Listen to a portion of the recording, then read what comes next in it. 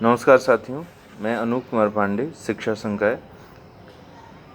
आज हम इस एनटीए द्वारा प्रायोजित प्रथम प्रश्न पत्र के व्याख्यान श्रृंखला के 29वें व्याख्यान में आप सभी का स्वागत करता हूं।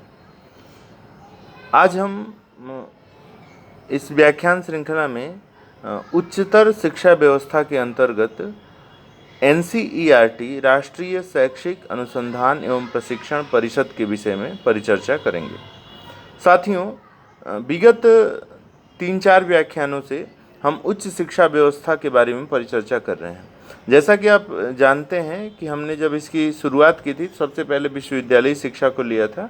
उसके बाद से इस पाठ्यक्रम के अनुरूप एनसीटीई को हमने लिया था। एनसीटीई शिक्षक प्रशिक्षण के क्षेत्र में कार्य करता है। उसके बाद जो क्रम आता है, जहाँ से प्रश्न आते हैं इस परीक्षा में, वह होता है एनसीईआरटी। एनसीईआरटी भारत सरकार का एक विधिक निकाय है, एक संवैधानिक संस्था है।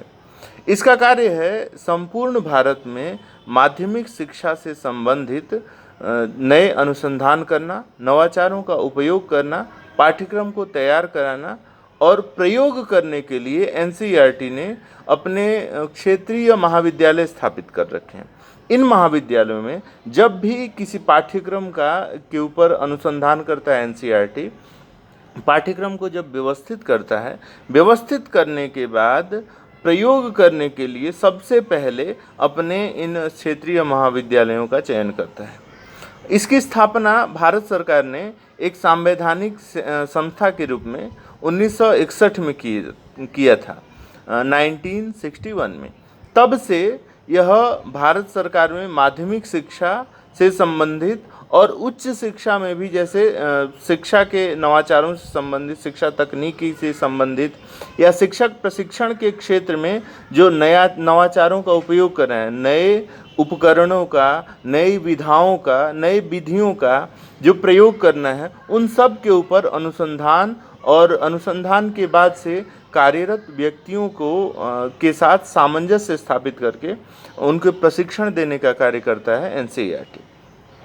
एनसीईआरटी अपना का मुख्य जो ध्येय है, लोगो है इसका, उसका ध्येय वाक्य है विद्यया अमृतम अश्नुते।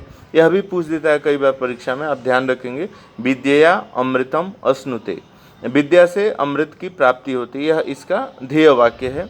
और वर्तमान में इसमें जो एक सर्वोच्च पद होता है वो अध्यक्ष का पद होता है। भारत सरकार के जो शिक्षा मंत्री होते हैं, जो आज शिक्षा मंत्रालय न होकर के मानव संसाधन विकास मंत्रालय के नाम से हम जानते हैं, वो पदे न इसके अध्यक्ष होते हैं। फिर इसमें निदेशक का पद होता है, कार्यकारी निदेशक का। और इस समय सेनापति सुकेश सेनापति जो है इसके डायरेक्टर, इसके निदेशक हैं। वर्तमान काल में हम आज 10 जुलाई को इसकी परिचर्चा कर रहे हैं, ये ध्यान रहे। और इसी क्रम में जितने भी अधिकारी होते हैं इसके बाद वो क्रमशः आ जाते हैं।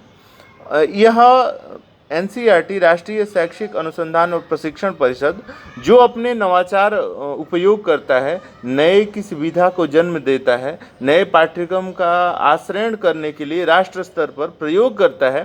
प्रयोग करने के बाद से राज्यों को भी एससीईआरटी, जो राज्य सरकार की राज्य शैक्षिक अनुसंधान एवं प्रशिक्षण परिषद, जो state council of education research and training, ये जो संस्था होती हैं, इनके साथ यह संस्था संबंधित रहता है।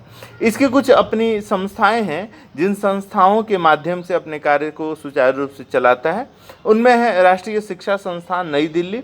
यह शिक्षक प्रशिक्षण के क्षेत्र में एक उच्च संस्था है और शिक्षा संबंधी नए अनुसंधान, प्रयोग और नवाचारों को जन्म देने के लिए बहुत ही महत्वपूर्ण भूमिका निभाता है राष्ट्रीय शिक्षा संस्थान नई दिल्ली। दूसरा, केंद्रीय शिक्षा प्रौद्योगिकी संस्थान नई दिल्ली। ये भी शिक्षा से संबंधित जो नवाचारों का उपयोग करना है, शैक्षिक प्रौद्योगिकी के संबंधित उपकरणों जिसमें हार्डवेयर सॉफ्टवेयर का उपयोग होता है, इनको जन्म देने के लिए, प्रक्रिया में लाने के लिए और नए विधाओं को ऊपर अनुसंधान करने के लिए महत्वपूर्ण भूमिका निभाता है केंद्रीय शिक्षा प्रौद्योगिकी संस्थान नई दिल्ली।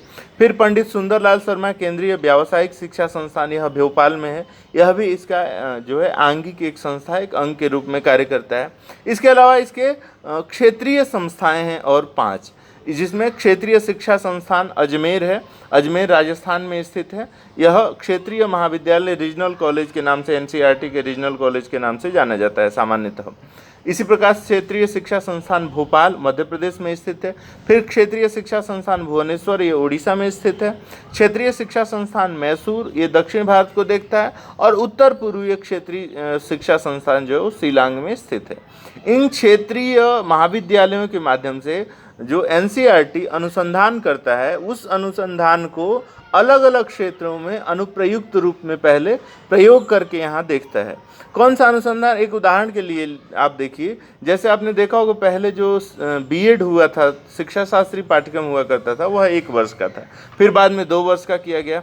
अब आपने सुना होगा कि इसको चतुर्वर्षीय जो है वो सहसंयुक्त पाठ्यक्रम इंटीग्रेटेड कोर्स के रूप में चालू किया जाएगा, बनाया, जिसमें BSc BEd, BA BEd, BCom BEd इत्यादि संयुक्त पाठ्यक्रम के रूप में चलेंगे। तो इन पाठ्यक्रमों को बनाने के बाद एनसीईआरटी अपने इन क्षेत्रीय महाविद्यालयों में सबसे पहले प्रयोग करके देखता है कि यह सफल हो रहा है या नहीं। फिर प्रयोग करने में यदि सफलता प्राप्त होती है, फिर उनको समूचे देश में उसके नियंत्रक संस्था के माध्यम से लागू कराने का प्रयास करता है। और एनसीईआरटी न केवल अध्यापक शिक्षा के क्षेत्र में अपितु पाठ्यक्रम बनाने का भी काम करता है। भारत सरकार के जो केंद्रीय शिक्षा परिषद है, central board of secondary education CBSE, उसके लिए भी पाठ्यक्रम की संरचना अनुसंधान का संपूर्ण दायित्व एनसीईआरटी के पास होता है। वह फिर इन पाठ्यक्रमों को आपस में राज्यों के साथ तालमेल बैठाने के लिए वहाँ तत्त राज्यों के जो एससीईआरटी हैं, state council of education research and training, जो वहाँ पर राज्य शैक्षिक अनुसंधान एवं प्रशिक्षण परिषद है, उनके साथ तादाद में उनके साथ संबंध स्थापित करके फिर उनको उच्च लेवल पर ले आने का प्रयास करता है और इन अनुसंधान को उन राज्यों में लागू कराने का भी प्रयास करता है। तो इस प्रकार इससे संभाग से जो मुख्य प्रश्न होते हैं वो ज़्यादातर इसका पूरा नाम पूछ देता है, NCERT national council of teacher education, और sorry NCERT national council of education research and training. और इसके रीजनल कॉलेजों को पूछ देता है, कितने हैं? मुख्यतः 5 हैं।